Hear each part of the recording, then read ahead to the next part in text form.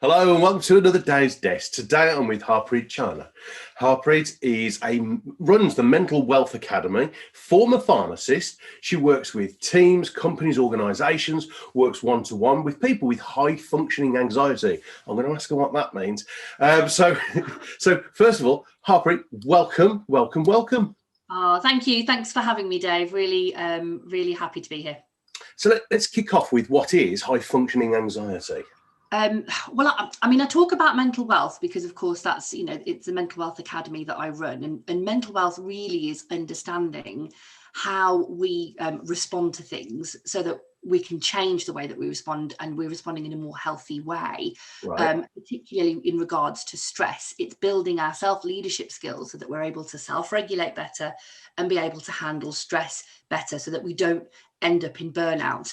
And what I found in my work from my own experience, and also working with numerous professionals across, not just pharmacy, but I do work, a lot with pharmacists, but I work with a lot of professionals, is this high functioning anxiety seems to be coming up time and time again. And it's almost like a precursor to this sort of workplace stress and burnout. And what I mean by high functioning anxiety, it's not a clinical condition, so you won't find like a book on it anywhere. All right. This is absolutely it's anxiety, but not in the way that we know it. These are people that on the surface they appear like they have everything together. They're very confident. They're very successful. They're really driven. They usually are the first to jump in and help out when anyone needs a hand. And it's very much that whole analogy of the sort of the swan swimming on the surface on the lake, looking really, really graceful, but underneath is like this. That's exactly what high functioning anxiety is. These are very successful, highly functioning, high achievers. However, underneath there is this whole angst that people just don't see. So when people are feeling a little bit pants, you help them feel a bit less pants. I'm getting that now. Okay. and it could be, and we all have pants days, but you help these people. So what are some of the causes? If people don't know that they're suffering with high level anxiety, what are just a handful of the many, many causes of this? Okay, so this is more about, it's a lot of people who overthink, people who worry a lot. There might be a lot of self-doubt. They're people pleasers, so they'll do everything for everybody else, and in the end they'll completely deplete themselves in the bargain. So that's why they end up getting very stressed and very sick as a result. And these, as I said, they will worry a lot about things, probably struggling to sleep at night, probably struggling to switch off. Things are constantly going over, they're mulling things over in their mind. What if I'd done this? What if I'd done that? Might be a bit of catastrophizing as well, like, oh my God, this is going to happen, this is going to happen. You're nodding like you agree. Yeah, but I'm recognizing myself and other people here. Yeah. It's very, very common. And I think this is the problem, is that we all go around, we just think that this is the way that we need to be at work in order to perform, because, at school, at university, in work, we're told to push ourselves. And so a little bit of anxiety is a good thing. If you ever need a deadline to produce your best work, a little bit of anxiety is a good thing. But it's that kind of balance of when does it stop being something that's useful in order to get the best out of yourself, into something that's then, sending you into, and I always talk about being on the precipice, on the edge of falling into mental illness. It's that tipping point, isn't it? Yeah, absolutely. It's about, yes, you might need it in order to perform, but let's not have you fall into that sort of deep, dark hole of mental illness. So I'm all about prevention, mental ill health prevention. I love that, because the language is so critical. So there's a couple of the causes. Maybe people watching or listening to this can recognize it either in themselves or people around them. So pay attention, check in on people. So we've talked about causes. What are some of the consequences of not dealing with this, Harpreet? Well, I can tell you from my own experience there that this was exactly me. When I first started looking up high functioning anxiety, oh my God, this was me, about 5 years ago, in a very senior national position, hugely demanding, stressful role. And I suffered with all of this and more. And, as most people, I had a really busy social life. That's another one of the traits. I used to take the edge off with a glass of wine most evenings. I ate really badly. I wasn't sleeping. So of course, during the day, it was sugar, sugar, sugar, sugar, and not realizing what I was doing to myself. You're laughing. You see, again, this is very, very common. And yeah, so I ignored those signs and symptoms. And what started off as that anxiety and workplace stress became burnout, which then became depression, because I didn't deal with it very well, and I couldn't admit it to myself, let alone to anyone else. And I can talk about it now, and I do so because I try and tell people, listen, if it can happen to me, somebody who can quite happily stand in front of a crowd of 1,000 people and give a talk, life and soul of the party, it can happen to anybody. And I genuinely found myself on the edge of a railway bridge one day thinking, I can't do this anymore. And I just, that's it. And so for me, as I said, it was, now I look back on that moment, I think it was a bit of divine intervention that I didn't take action that day. But every time I hear of somebody who's taken their own life because of stress in their life and anxiety, depression, whatever it might be, it pains me, because I know exactly what they must have been thinking, that the way they must have been feeling in order for them to even contemplate that, let alone carry it out. I work a lot with both chief executives and also teachers, and I see in those two groups there becomes that tipping point where they go from having a glass of Shiraz to relax to having a glass of Shiraz as a sedation. And at that point, we need to start paying attention to these things. This is great stuff, Harpreet. Yeah. So now let's see if we can help people. So in these busy times, if people go, oh yeah, I've got some of those causes, and oh yeah, I can see myself going that way. What are 1, 2, or even 3 tiny little things that if we all did consistently every day could really help prevent or lower, if we've got that high functioning anxiety? There's a few things that we can do. And the first thing I'm going to say, and I know if I say the E word, everyone just goes, oh, exercise. I was one of them. I'd go, ooh. And so what I'm going to suggest is, I'm not going to suggest you go and do, like, we can't go to the gym anyway. So I'm not going to suggest you get a home gym. You can do, but I'm not going to suggest that. It's actually tying 2 things together.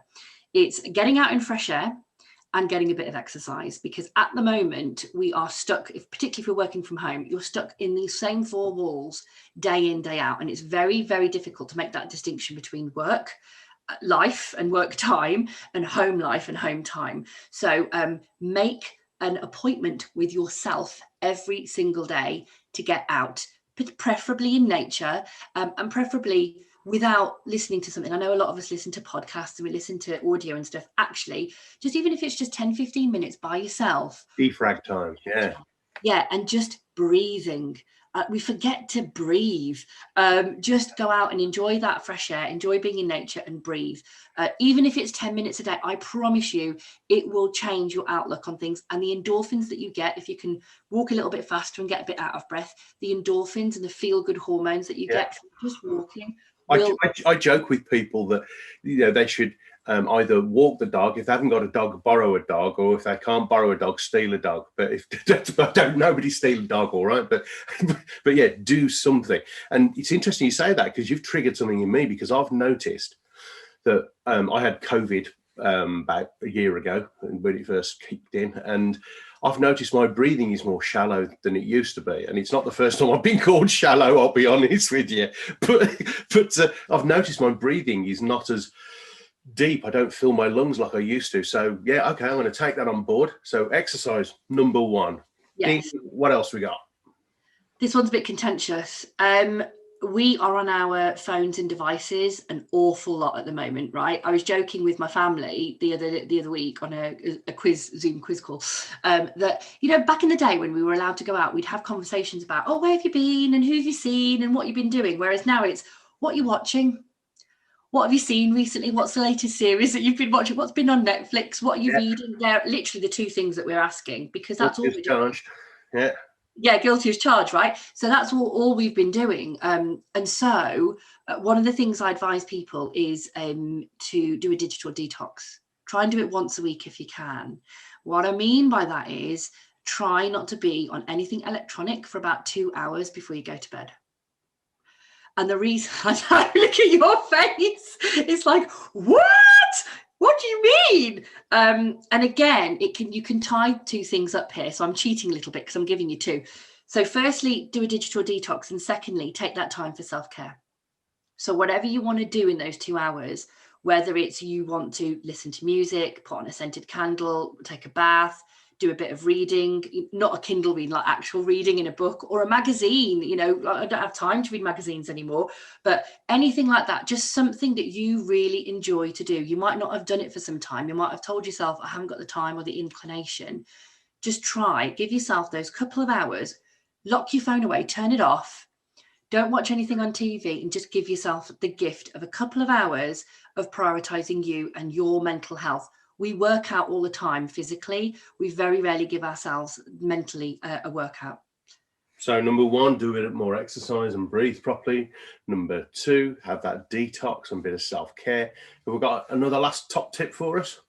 I have, yes. Now, I know some people probably might do this already, but I think we're creatures of habit as human species. And what we end up doing is we'll always remember the bad stuff. We'll always remember the stuff we didn't do. And we'll always look at what we don't have rather than what we do have, what we have done, and what we've managed to achieve in our lives. And so the last thing I say is gratitude, and expressing gratitude every single day. And it can be for the littlest thing. And we've actually made a family game of it now, particularly if we're out walking. I'll drag my son and my husband along with me, and I'll say to them, right. That increases the heart rate, dragging people. Yeah, it does, doesn't it? It's like wearing weights. It's great. But honestly, it's so easy to just think about how rubbish and crap life is at the moment. And so what we do is we focus on what's positive. And I call it positive focus. It's our positive focus game. And so when we're walking, I'll say positive focus, what are we grateful for? And we'll come out with a whole load of things. And it can be the littlest thing, the air in our lungs, the fact that we're able to walk, the fact that we're well, we have a house, we're able to afford to do things. It can be big things, it can be little things. But the minute you move away from, I don't have this is rubbish, to actually, I'm just being grateful for everything that I have, instantly that changes things in your mind, and you move into a much more positive place, and you vibrate at a much higher level. This is becoming far more commonplace when I interview successful and highly effective people, or as I call them, top achievers. It never used to be mentioned at all, but now it's being mentioned all the time. So this is great to hear. So 3 fantastic things that people can be doing. Harpreet, whether it's someone interested in a one-to-one conversation, or whether it's someone managing a team in an organization that wants to, let's just say, have a little bit more mental wealth and from yourself, how can they get in touch with you? What's the best way?